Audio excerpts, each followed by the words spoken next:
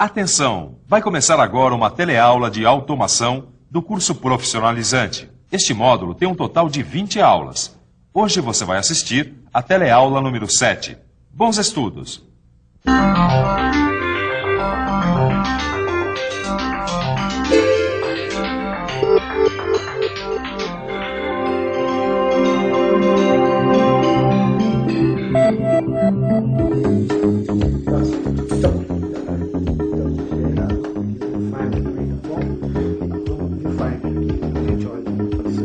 Vamos lá. Sem mais problemas? Acho que não. A gente pode dar. Pra começar logo pra entregar. Tem distância aí? Tem. Vamos lá. Tá pronto? Mano. Então. Vamos lá. Gravando. Aí. Você tá ouvindo esse alarme? Isso é um sensor que a gente colocou para que o alarme fosse ligado quando a gente ligasse a câmera. Você reparou que o Mano disse que nós colocamos um sensor na câmera? Pois é. Sensoriamento é o assunto da nossa teleaula de hoje. Você vai ver o que é um sensor, vai ver como funciona o sistema de controle e vai ver os seus diferentes tipos. E vai perceber também que, mesmo sem se dar conta, você se depara o dia inteiro com sistemas controlados por sensores. Nos carros, nos bancos, nas fábricas e, é claro, no dispositivo que nós criamos aqui no estúdio para avisar que a nossa teleaula está começando.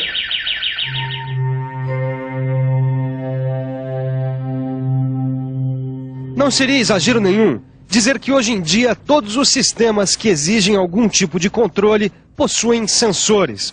Dos sistemas mais simples aos mais complexos. Isso porque as informações fornecidas pelos sensores vão permitir que exista o controle do sistema.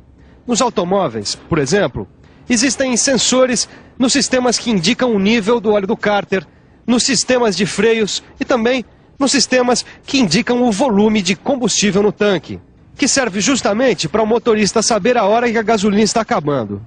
Explicando melhor, a função do sensor é indicar um valor ou uma condição de uma grandeza física, para que haja controle dessa grandeza física que está sendo sensoriada.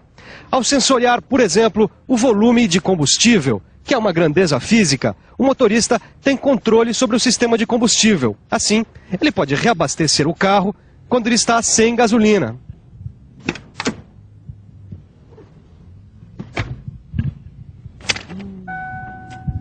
Viu só?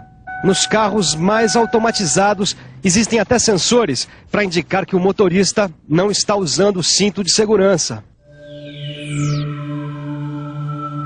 Falando em segurança, o termômetro, que a gente usa para saber se está com febre, é um bom exemplo de sensor. Você quer ver só?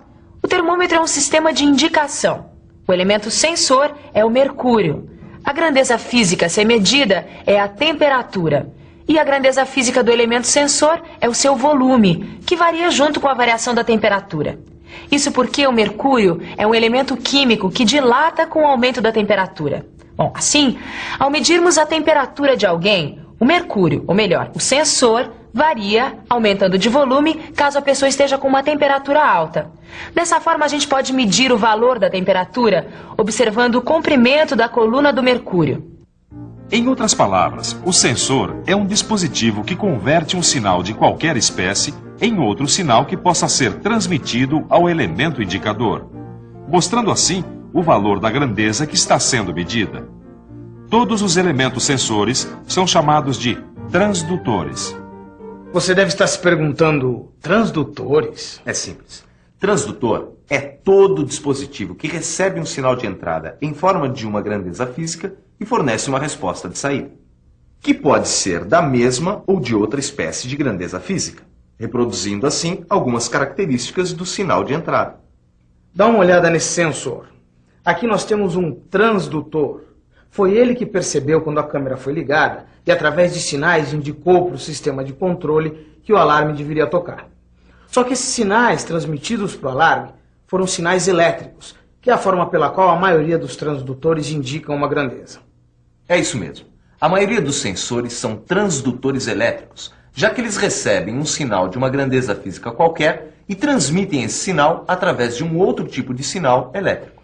Esse sinal elétrico é mostrado através de um medidor.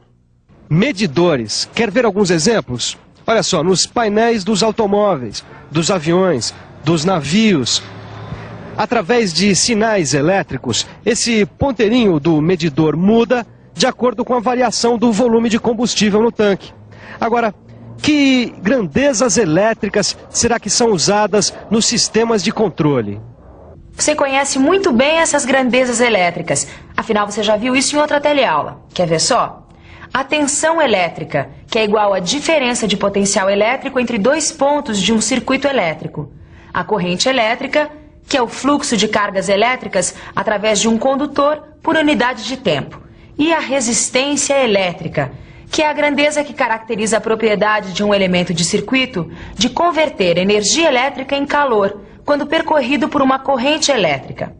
A maioria dos medidores e elementos de controle são capazes de ler esses sinais sem qualquer dificuldade.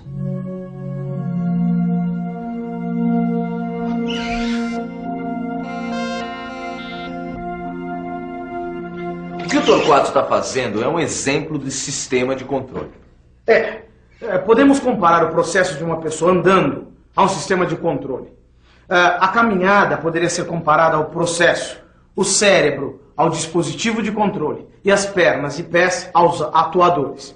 Então, o meu dispositivo de controle estimula os meus atuadores a atingirem o objetivo. No caso, por exemplo, chegar até a mesa. É isso mesmo. Todo sistema de controle tem esses três elementos: um processo, um dispositivo de controle e atuadores. Explicando melhor, um sistema de controle é acionado por um controlador, que determina o resultado desejado e, no decorrer do tempo, indica o resultado obtido. E, se necessário, corrige o que está sendo controlado para que atinja o valor desejado. Por exemplo, se as minhas pernas e pés estão indo para um lado, meu sistema de controle me avisa que a mesa está do outro lado. Aí eu corrijo o meu trajeto virando para o lado certo. Quando eu chego até a mesa, meu sistema de controle avisa para as minhas pernas pararem. E é para que exista esse controle que os sensores são acoplados ao sistema. Afinal, como você já viu, são eles que registram as grandezas e os resultados do processo, mandando as informações para o dispositivo de controle. Isso, o Mano falou muito bem uma coisa. São os sensores que registram as grandezas e os resultados do processo. Agora você deve estar se perguntando, e quando um sistema não tem sensores? Será que existe alguma forma de controle? Viu só?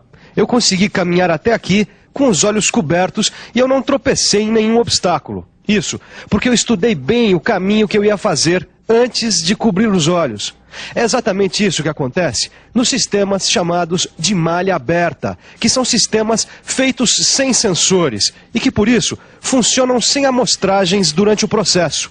Olha só, esse robô aqui, ele realiza um trajeto seguindo um programa que foi feito antes dele começar o trabalho. É quase a mesma coisa que aconteceu comigo quando eu estudei o meu caminho antes de cobrir os olhos. Agora, se de repente aparece algum obstáculo no meio do caminho, aí, adeus trajeto.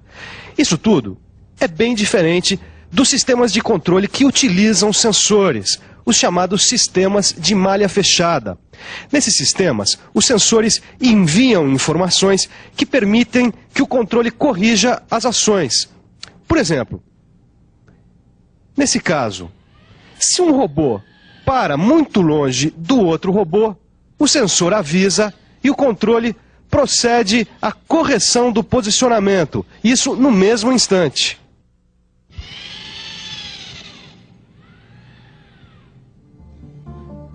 Hoje em dia, cada vez mais são usados sistemas em malha fechada. Afinal, a tendência das indústrias é buscar resultados mais precisos e rápidos. Além disso, com o desenvolvimento tecnológico, os sensores também são mais precisos e eficientes, podendo ser usados nas mais diversas aplicações. Como, por exemplo, em robôs, nas máquinas mais variadas e equipamentos. Tudo isso vem mudando bastante os processos industriais. Até um tempo atrás, o processo de usinagem aqui da fábrica era manual. O operador tinha que controlar todas as operações com o olho. As únicas ajudas que ele tinha eram dos instrumentos de medida. Paquímetros e micrômetros. Agora a produção está automatizada. E são os sensores que indicam para o computador que parte do material já foi usinada. E o computador pode controlar a velocidade de operação de cada mecanismo. Testando o robô, mano? Estou verificando o robô porque está na hora da gente falar sobre os sinais digitais e analógicos, que são os dois tipos de sinais indicados pelos sensores. Bom, vamos começar pelos sinais digitais. O sistema de alarme é um bom exemplo disso. Quando eu liguei a câmera, esse transdutor recebeu uma informação indicando que alguma coisa tinha acontecido. Como a grandeza é digital, a gente usou um sensor digital. Isso porque o sinal digital é um tipo de sinal que indica se aconteceu ou não alguma coisa. O que é bastante diferente do que acontece no controle de um sistema com robô. Durante o deslocamento de um robô, ele pode ocupar qualquer posição, desde a partida até a posição final. Afinal, ele se mexe realizando um trajeto contínuo. Por isso, o sinal deve acompanhar todo esse trajeto, indicando todas as posições do robô. É o chamado sinal analógico. Só que além do sinal analógico, um robô também pode utilizar um sensor digital. É isso mesmo. Eles podem ser usados, por exemplo, para indicar um local de perigo. E nesse caso, eles estão sendo usados como dispositivos de segurança. E normalmente são sensores óticos. Assim, durante o trajeto, os sensores analógicos controlam o trajeto e os sensores óticos alertam sobre um perigo. Um tipo de dispositivo bastante usado em muitos equipamentos, instrumentos e máquinas, como a máquina injetora de plástico. Se uma das portas abrir, os sensores indicam para o sistema de controle e a máquina para no mesmo instante. Essa inovação tecnológica já está até fazendo parte da legislação trabalhista e da normatização do trabalho, que exige cada vez mais que as empresas instalem sensores de segurança de operação em equipamentos automatizados ou não. Então, você viu só a importância dos sensores na automação? E a quantidade de aplicações? Olha, são muitas mesmo, viu? E por isso mesmo, existem também vários tipos de sensores. Bom, tem sensor que indica a presença de peças metálicas.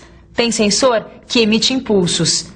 Tem sensor que acusa a existência de obstáculos ou mesmo as vibrações de uma superfície. No seu livro, você vai encontrar vários exemplos de sensores e as suas aplicações. Mas antes de começar a estudar, é melhor relembrar o que você viu na teleaula de hoje. E atenção, se liga aí que é hora da revisão. Na teleaula de hoje, você viu que o sensor é um dispositivo de controle de um sistema. Viu que a maior parte dos medidores indicam a grandeza medida através de grandezas elétricas. Viu que os sistemas podem estar em malha aberta ou em malha fechada. E viu que os sensores indicam variações de grandezas analógica ou digital. É isso mesmo que você deve estar pensando. Esse alarme é para avisar que a teleaula acabou. Ele não parou, mas nós vamos parando por aqui. Bons estudos e até a próxima. Tchau. Agora parou. Continua.